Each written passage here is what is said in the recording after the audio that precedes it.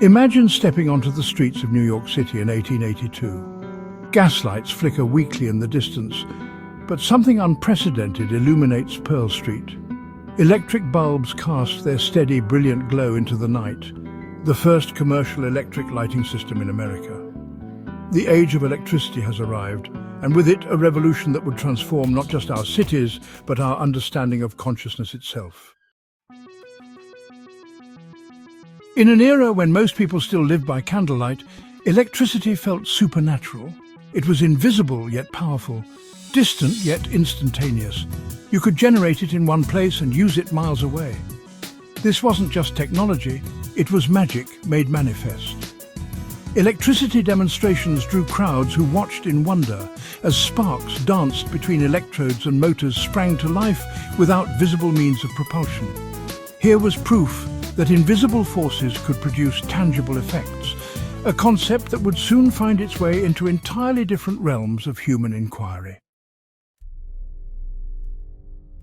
As electric lights began illuminating drawing rooms across America and Europe, those same rooms were hosting a different kind of electrical experiment.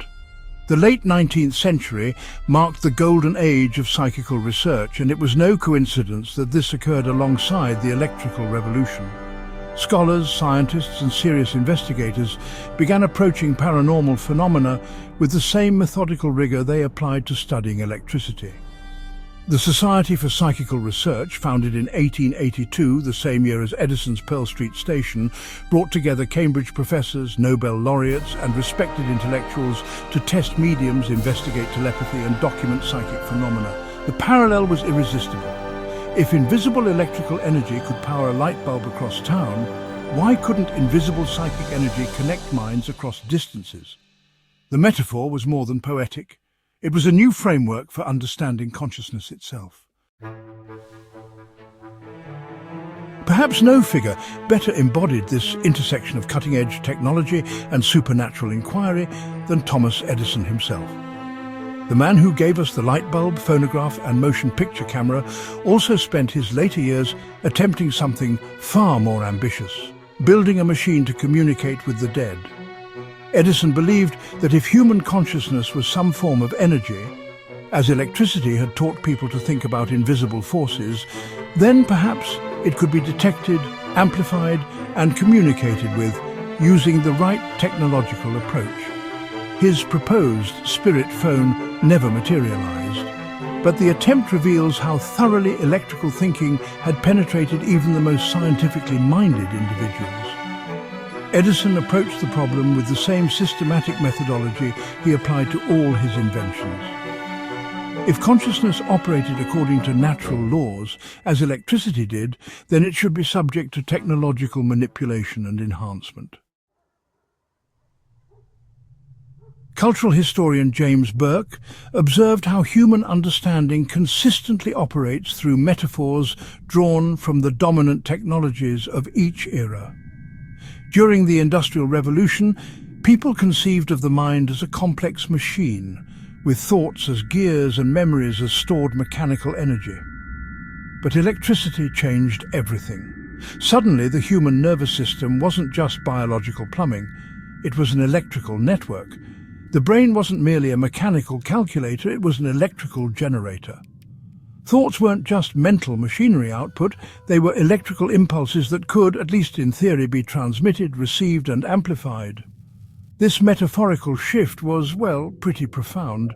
If consciousness operated electrically, then psychic phenomena weren't supernatural violations of natural law, they were simply applications of electrical principles we didn't yet understand. Telepathy became biological radio transmission. Psychokinesis became the electrical influence of mind over matter. The séance room became a laboratory for investigating the electrical properties of consciousness. Modern esoteric scholar Mitch Horowitz offers, a pretty compelling framework for understanding this period.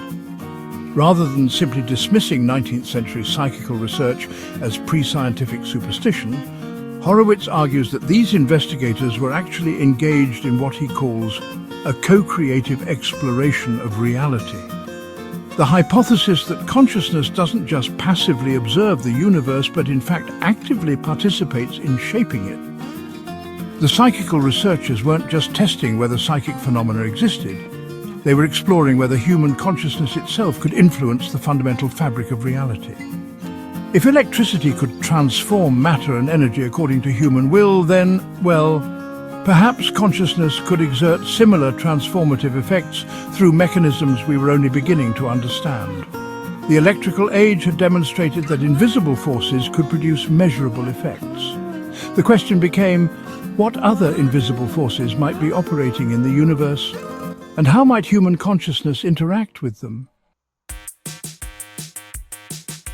The marriage of electrical metaphors and consciousness research, honestly, left permanent marks on both science and spirituality. Modern neuroscience still relies heavily on electrical models. We measure brain activity through electrical patterns, treat depression with electrical stimulation, and understand neural communication as fundamentally electrical. Meanwhile, popular spirituality continues to draw on electrical metaphors. We speak of energy healing, vibrational frequencies, and electrical chakras. New Age practitioners describe auras in electromagnetic terms and psychic abilities as bioelectrical sensitivity. Whether these applications represent scientific insight or perhaps just metaphorical confusion remains debated. But their persistence suggests that the electrical model of consciousness, born in Edison's era, continues to shape how we understand the relationship between mind and reality. Today, as we stand on the brink of new technological revolutions, artificial intelligence, quantum computing, neural interfaces, we face, well, similar questions about consciousness and its relationship to the physical universe. Just as electricity provided our ancestors with new metaphors for understanding mind and spirit, our current technologies are generating new frameworks for exploring consciousness. The psychical researchers of Edison's era may not have proven the existence of telepathy or spirit communication, but they established something equally important: the principle that consciousness itself deserves scientific investigation. They demonstrated that the inner life of the mind could be approached with methodical rigor. The lights that Edison lit in 1882 still burn, transformed beyond his wildest dreams. And the questions his contemporaries asked about consciousness, electricity, and the invisible forces that connect us remain as relevant as ever. Here's what fascinates me most. We're living through the exact same process right now. Just as Edison's generation used electricity to reimagine consciousness, we're using AI, quantum mechanics, and neural interfaces to ask the same fundamental questions. Are we just biological machines, or is there something more mysterious at work? What invisible forces do you think we're overlooking in our current technological moment? Are there modern electrical metaphors shaping how you understand your own consciousness? Drop your thoughts in the comments below. Some of the most mind-bending insights really do come from you. If you're digging this journey through the hidden history of consciousness and technology, there's so much more coming. Next week, we're diving into Part 5, Quantum Souls, how quantum mechanics gave birth to an entirely new model of psychic phenomena. We'll explore how physicists like Wolfgang Pauli secretly collaborated with Carl Jung, and why quantum entanglement became the new telepathy.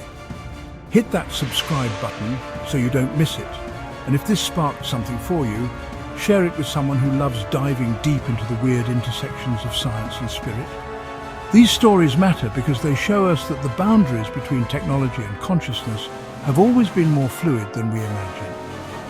Until next time, keep questioning the invisible forces that shape our world.